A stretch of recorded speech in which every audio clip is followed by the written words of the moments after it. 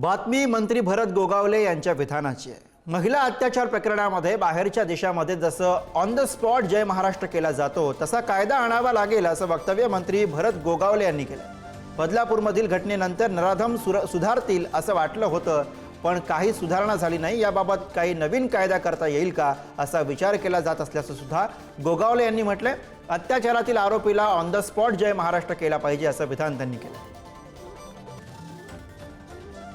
आम्हाला कुठला कायदा करावा लागतोय तो पण विचार करावा लागेल की जे काय बाहेरच्या देशामध्ये ऑन द स्पॉट जो काय त्यांचा जय महाराष्ट्र केला जातो तसा एखादा कायदा आणावा काय हा आता आम्हाला विचार करावा लागेल।